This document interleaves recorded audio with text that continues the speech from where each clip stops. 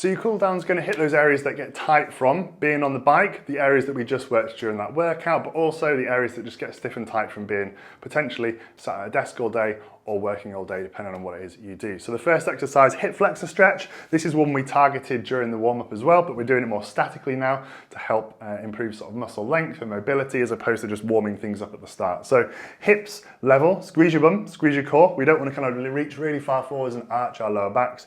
Keep everything nice and level. Should feel a nice stretch down the front of this back leg here, keeping your chest up. So again, you're going to go for both sides, no rest between any of these. You just kind of move from one position to the next. 30 seconds, over the 30 seconds, you want to not hold your breath. So take nice, big, deep breaths. That will mean that you're relaxing and the muscle's not kind of holding on. So hopefully that makes sense. That's the first one. Next one, again, hamstring stretch. We hit that in the warm up as well. So back leg bent, front leg straight, toes pointing up towards the ceiling. And then again, we're not arching our backs trying to reach our toes. We're trying to keep our back straight, push your hips back, support yourself on this bent knee at the back, like so. You should feel a nice stretch down your hamstring. Again, these will get really tight on the bike. Again, we hit them during the workout as well. Really nice one to elongate those too. Next, we're going to do the frog stretch with arms out. So you might have seen the frog stretch before. You can grab cushions to put under your knees, or if you're on carpet, you should be good. All you're going to want to do with this one, knees far apart or as far apart as is comfortable.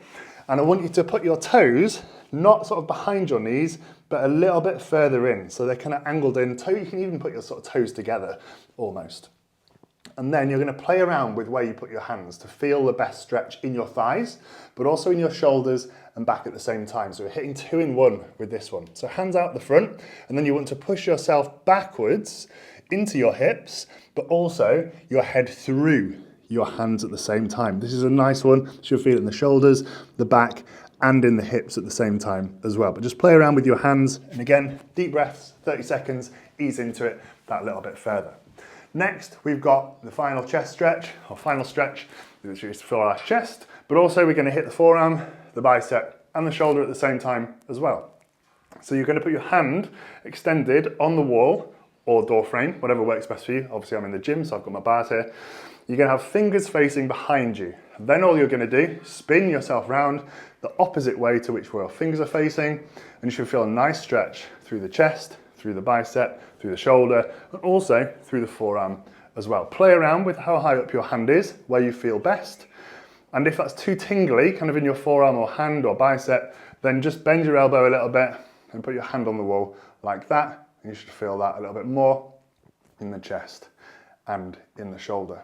So that's the cool down. You can do multiple rounds of that. I've put on the program, I think, just 1 round, but you can do that a couple of times round, or even just when you've not worked out as well. Some really nice stretches there to help us with those muscle groups that do tighten up on the bike, but also in daily life as well.